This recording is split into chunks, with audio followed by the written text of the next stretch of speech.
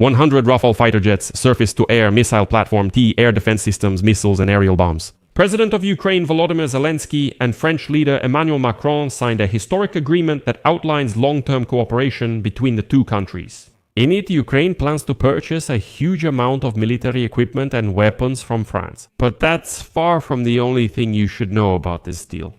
The thing is, everyone is of course talking about the 100 fighter jets, air defense systems and so on. But Macron said that by Christmas, the coalition of the willing will advance to a new stage of deploying European forces for Ukraine. At the same time, Macron stated that a document was signed, according to which the complete restoration of the armed forces of Ukraine is announced after the signing of a ceasefire.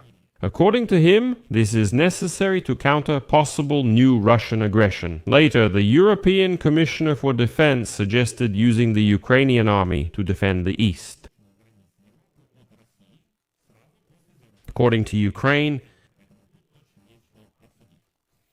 his name is Alexei Pechy. Let's discuss this topic together, but before we start, I ask you to subscribe to this channel, give it a like, write any detailed comment under this episode, and also subscribe to my Telegram channel, Pechy News. The link is in the description of this video, where we post breaking news as it comes in. If you want to support the work of this YouTube channel, you can do so through any donation method or paid subscription using the links and details in the description of this video. Use whatever format works for you. I appreciate any support you can give.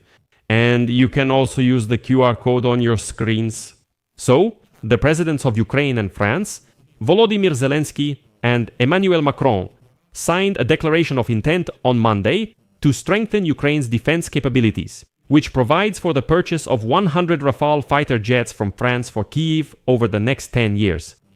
And also, according to Zelensky, the document gives Ukraine the opportunity to acquire surface-to-air missile platform T air defense systems, radars for air defense systems, air-to-air missiles, and aerial bombs. Also, joint projects between the defense industries of the two countries will begin this year. The countries will jointly produce interceptor drones. Furthermore, Macron added that Ukraine will be the first among all customer countries to receive the advanced surface-to-air missile platform T air defense system, which is still under development.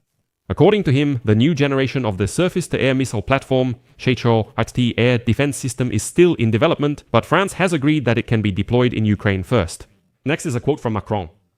Ukraine already knows the specifications of this air defense system, but now there will be new enhanced features. Well, in short, we won't get the air defense systems soon, because they are still being developed. Zelensky says Ukraine expects 8 of these systems from France. But the most important agreement, which caused the biggest stir, concerns the future purchase of 100 Rafale fighter jets.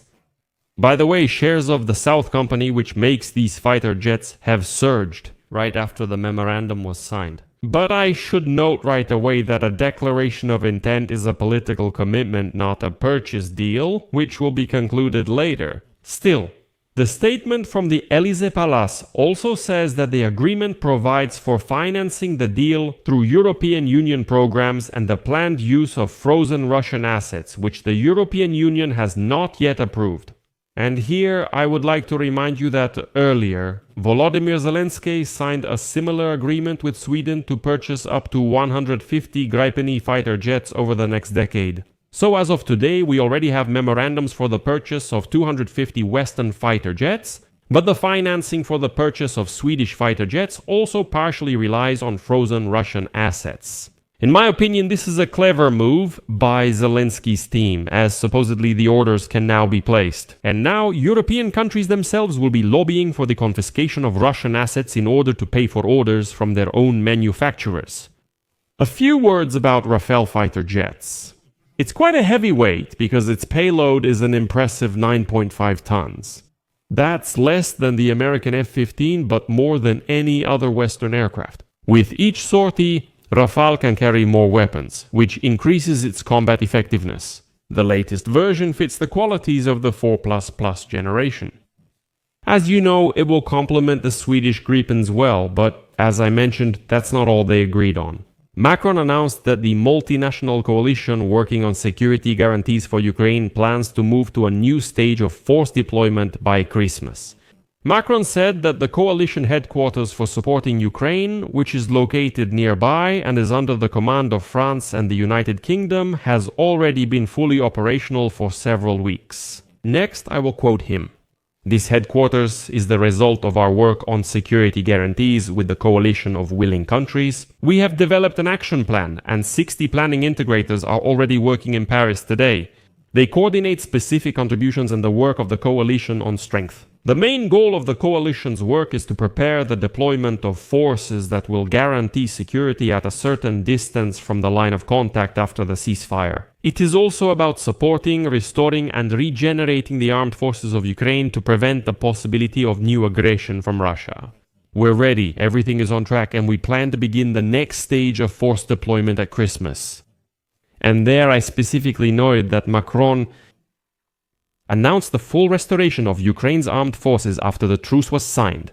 Quote, "The document we signed today fits into the new moment of reintegration, restoring the armed forces of Ukraine after the truce, so that the armed forces of Ukraine are strong and able to deter any possibility of new aggression. We also hope for the creation of European instruments in the field of defense, in particular the SAFE instrument, where we want to provide a European preference and sponsor defense. And also the ERA instrument, the ERA fund, where we want to direct funds specifically to Ukraine's defense needs. All this shows that there will be no demilitarization of Ukraine, as Putin dreams.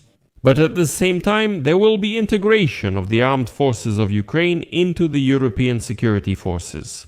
If the fighting in Ukraine ends with a peace agreement, Ukrainian troops may be sent to protect the eastern borders of the European Union from Russia.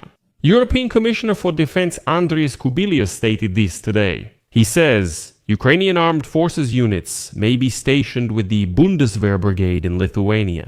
Here is his quote. "It would be good if the battle-tested Ukrainian army, after peace is established in Ukraine, were ready to be present in all the countries of our border region, alongside the German brigade and the rotating American battalions." Well, does anyone see manipulation in this statement? Russian propaganda is already screaming that Europe can't defend itself and will fight using Ukrainians. But I see this statement as the integration of the armed forces of Ukraine into the European security system, which is inevitable if we want to join both NATO and the European Union.